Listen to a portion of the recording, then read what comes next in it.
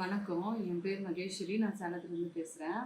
நான் ஏஎல்பியில் advance class முடிச்சுட்டு நான் வாஸ்து கிளாஸ் பண்ணிட்டேன். அ அ என்னென்னா, நம்ம எல்லாருமே நினச்சிட்ருப்போம், வாஸ்துனா வந்து வீட்டை ஒரு இடத்துல இந்த இடத்துல சரியில்லையா, அந்த இடத்துல இடிச்சுட்டு நம்ம அதை வந்து மாற்றிடணும். இந்த இடத்துல இது இருக்கக்கூடாது, அதை வந்து நம்ம இடிச்சுட்டு நம்ம மாற்றிடணும் அப்படின்னு சொல்லிலாம் நம்ம வாஸ்துல அதுதான் நம்ம பார்த்துருப்போம்.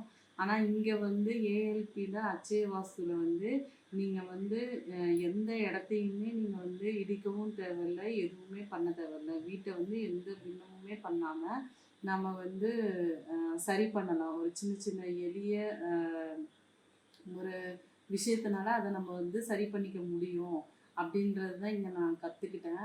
உண்மையாலுமே நம்ம ஜாதகத்துக்கும் நம்ம இருக்கிற வீட்டுக்கும் சம்மந்தம் இருக்குது.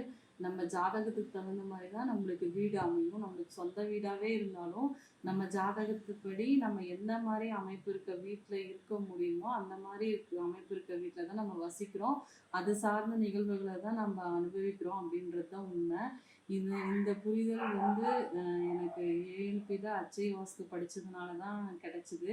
இதை வந்து வாழ்க்கையில் வந்து நம்ம வந்து புரிஞ்சு தெரிஞ்சு அதை வந்து நம்ம ஜாதகத்தில் 75% இருந்தாலும் 25% நம்மளால் மாற்றிக்க முடியும். நம்ம சின்ன சின்ன செயல் பண்ணுறதுனால அதை நம்ம மாற்றிக்க முடியும். சின்ன சின்ன பரிகாரங்கள் பண்ணுறதுனால அதை நம்ம நல்லா கொண்டு வர முடியும். அப்படிங்கும்போது கண்டிப்பாக நம்ம எல்லாருமே அதை வந்து படித்து தெரிஞ்சு நம்ம வாழ்க்கையில் வந்து பயன்படுத்திக்கணும்.